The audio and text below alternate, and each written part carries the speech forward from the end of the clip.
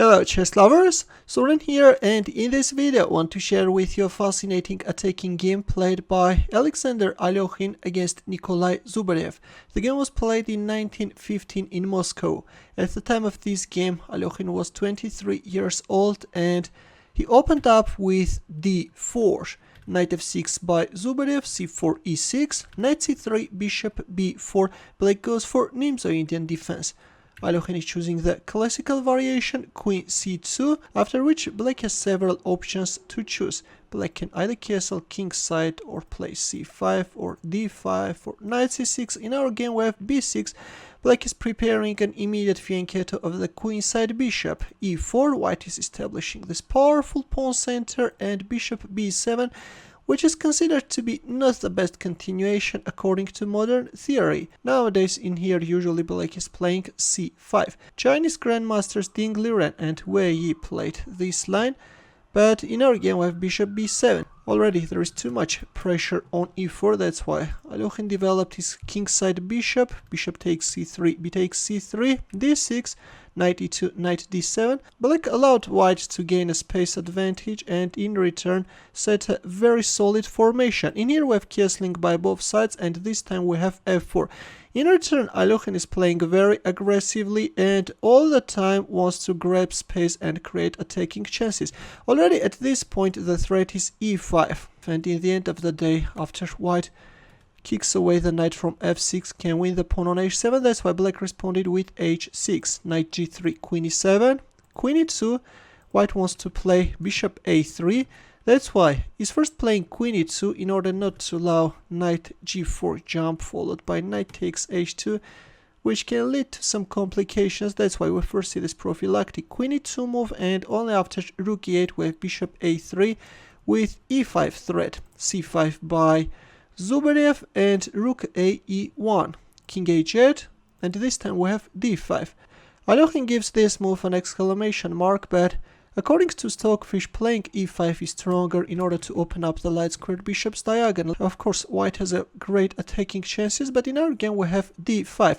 White is using his chance that black can't play e takes d5 because of this knight f5 move. In here black played knight j5, but it was better to bring the queen on c7 and then if needed play e5. But in our game we have another passive looking move, knight g8, e5 and g6. With this move black is blocking the b1 h7 diagonal and already wants to capture on d5. The f5 square is already under control by the g pawn, but now we have queen d2. E takes d5 finally is on the board, and c takes d5. Here bishop takes d5 can be met with bishop b5. And if move like bishop e6, then e takes d6. Again, white has a winning position. In our game after c takes d5, black captured on e5, and now we have c4. White is first strengthening his pawn on d5, and then after king h7 we have bishop b7. He is moving back his dark squared bishop on the long diagonal. Already the a3 f8 diagonal was blocked. The bishop was doing nothing, while on the long diagonal it can be very useful. Knight f6, and we have f takes e5, knight g4, and there it goes, e6. Look at this, guys. White captured on e5 and then e6 opened up the bishop's diagonal. Queen h4, black created a direct mating threat, but in this position it's black king who should think about his safety. As we have reached the critical position, please pause the video and try to find white's next moves. Ready? In here, the future world chess champion played rook takes f7 check. Look at this, guys. Now if you want recapture with your rook and play a move like king g8, then rook g7 check is coming. Don't forget that there is a monster on b2.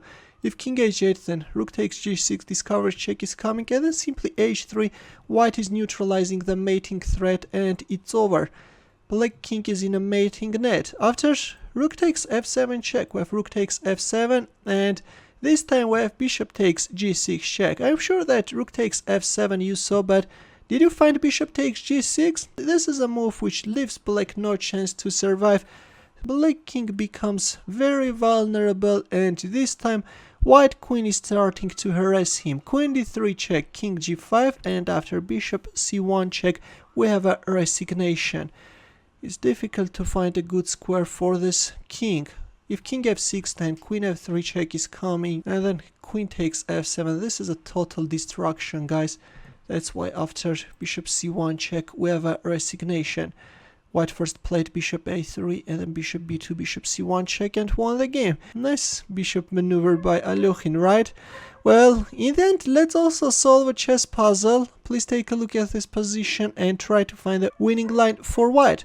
It's white to move, and I will wait for your answer in the comment section. Thanks for watching. In the end, here are more suggestions for you. Feel free to check them out as well. I will see you in my next video. Take care.